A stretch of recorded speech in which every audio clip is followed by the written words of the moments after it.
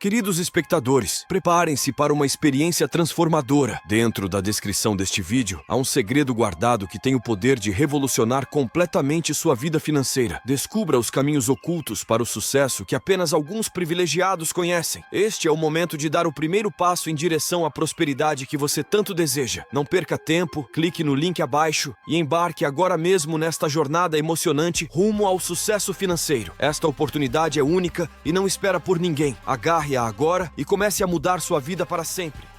Qual que é a sua recomendação para quem quer estudar, para quem quer aprender, para quem quer dominar uma área como você domina hoje? É uma coisa muito antiquada que não se faz mais, que a gente chama de HCC. Você tem... Posso falar o que significa isso? Fica à vontade aqui. Você falou uma coisa pior do que eu já falei nesse canal, Paulo. A gente tem um troféu guardado naquela sala ali, tá? Tá bom, é um método, né, de conhecimento muito antigo, mas funciona pra caramba. Você senta na mesa, abre um livro na sua frente e faz o chamado HCC. Hora de cu na cadeira. Funciona para um caralho. Você quer saber, cara? E funciona. Mas é difícil, né? Porque a gente tem vivido essa coisa de respostas rápidas, né? Às vezes você... Chegou até a comentar essa coisa nossa resposta às vezes tem que vir num tweet, tem que vir no não sei o quê. E, pô, às vezes você pega um desafio de abrir um livro de 1000 páginas. Eu vejo os livros de medicina da minha madrasta, vejo o livro de medicina da minha irmã. E falo, pô, pra ler isso daqui não tem um tweet, você não resume isso daqui. Não tem um resumo de como funciona o esqueleto, né? É que o costume também de leitura mudou, né? A gente lia no colégio Ilíada, Odisseia, né, que são livros razoáveis, né? E a nossa Barça tinha 8 volumes de 1.500 páginas cada, e a gente ficava olhando aquilo, né? A questão é, pensa que eu acredito que hoje, por conta da demanda da tecnologia, a facilidade do contato e a quantidade de informação, existe uma ansiedade latente na sociedade. Exato. Tá? E uma sociedade latente é demonstrada à medida que você percebe que existe uma urgência não justificada por respostas de perguntas que não têm, às vezes, muita relevância. Alguém te manda uma mensagem pelo WhatsApp, 11h30 da noite, você já está dormindo, você, 5 minutos sem responder, a pessoa já manda embaixo um ponto de interrogação, como se, responde. Mas será que se essa pessoa tivesse que levantar para ligar no telefone discado, ela faria essa pergunta? Ou será que ela fez isso só porque o celular dela está do lado do criado mudo? Então, essa ansiedade latente das pessoas faz com que, inclusive, o pensamento ele funcione de uma forma que não é uma forma, eu não diria saudável, porque não é essa expressão, mas é uma forma reativa. Você tem ideia de qual a velocidade que você pensa em números de palavras por minuto quando você está estressado, Edson? Na minha cabeça de pato Donald, Paulo? Sim. Deve passar 1 bilhão de xingamento quando eu tô puto. Fácil. 1 bilhão não chega a ser, mas pensa assim, o número de palavras, por minuto. Sei lá, umas 100. São 1000 palavras por minuto. Caramba. Entendeu? Porque a gente fica fora de si quando a gente está nervoso, ansioso.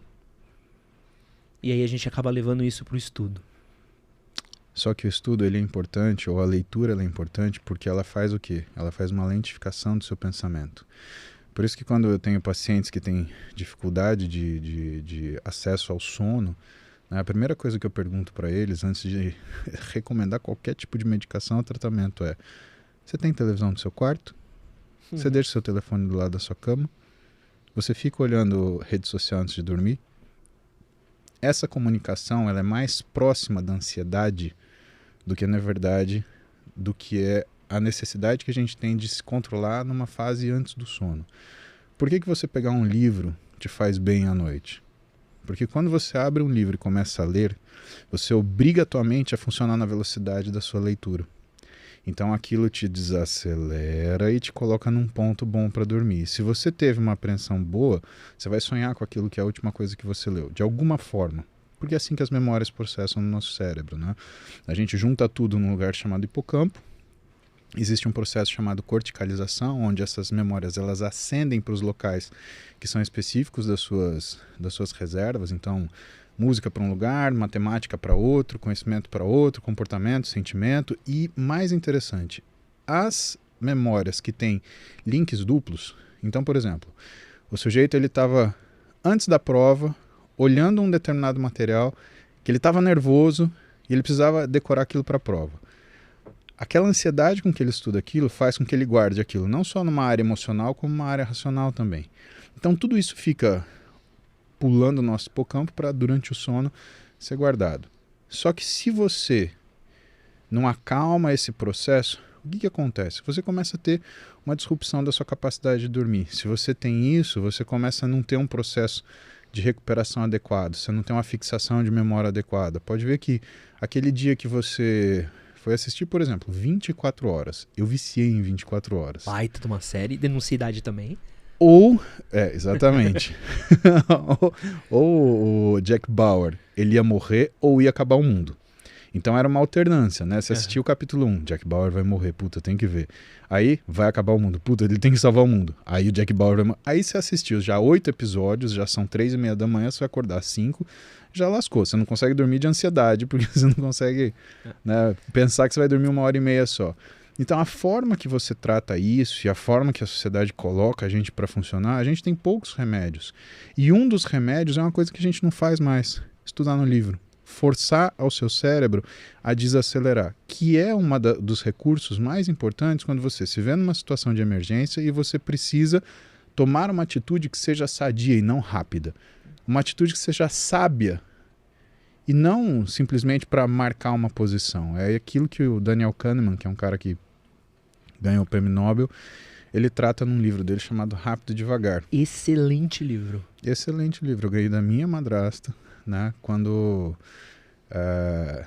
no momento que eu estava fazendo muita coisa ao mesmo tempo e eu reclamei para ela, falei, eu tenho dificuldade às vezes de tomar uma decisão. Ela falou, então, você não tem dificuldade de tomar uma decisão, você sabe que decisão você tem que tomar. A questão é, você tem dúvida se você toma rápido ou a lenta. E essa é a sabedoria que você precisa adquirir. E esse treinamento vem desse livro, que você desacelera para ler, compreender e aplicar, né? Não, eu fico louco quando tem aqueles canais que dão resumos de livros, tipo, resumindo rápido e devagar em 5 minutos. Bicho, você já ferrou o propósito do livro no seu vídeo, sabe? E conheço gente que, não, eu li tantos livros porque eu li os resumos. E é muito difícil isso, eu tenho alguns vídeos que acontece isso, quando o cara fala, pô, falou sobre 10 minutos, mas não respondeu a pergunta.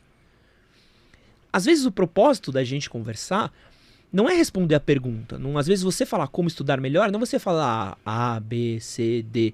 Mas quando você levanta questionamentos, você forma perguntas que a cabeça da pessoa deveria ser capaz de responder, né? A característica do bom estudo é essa. Quando você estuda e você sai com mais dúvida do que você começou, é que você estudou e você entendeu tudo. Se você estudou e você não tem nenhuma dúvida, significa que você não conseguiu segurar absolutamente nada. E essa necessidade de resumo, eu estou absolutamente contigo. Vamos resumir Romeu e Julieta. O cabra curtiu a menina, só que aí deu errado, eles se mataram, só que na verdade um não morreu. E aí? E aí ferrou tudo.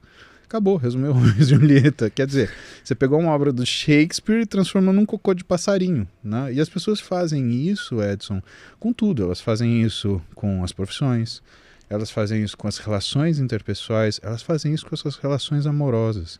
O que é essa questão descartável hoje das pessoas, esses relacionamentos descartáveis, né? Parece que você está, né, roubando um raciocínio do Fight Club, né? É um single serving love, né? Você chega no avião, tem aquela geleia que você vai passar uma vez na ponta da faca para comer naquele meio pedaço de pão que você tem, que você vai acabar com uma mordida, né? E as pessoas saem mais carentes desses relacionamentos. Por quê? Porque elas têm a finalidade, que às vezes é uma relação sexual, né? Só que cadê aquilo que elas querem? Que é sentir o próprio valor, que aí a gente volta na primeira premissa, né? Que é a conquista.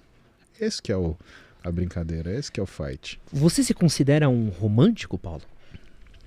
Eu acho difícil a gente pensar nesse termo, né? Romantismo, porque a gente olha o romântico como se fosse um sonhador e que nada vai satisfazê-lo, porque tudo é uma ideação da realidade. Quando a gente pega, por exemplo, escritores românticos brasileiros, né? Você pega Álvares de Azevedo, você pega todos os caras da geração dele. Eram caras que, vamos resumir, tinham menos de 30 anos, malemar tinham 20, tinham vidas boêmias, festejavam quando pegavam tuberculose e morriam virgens.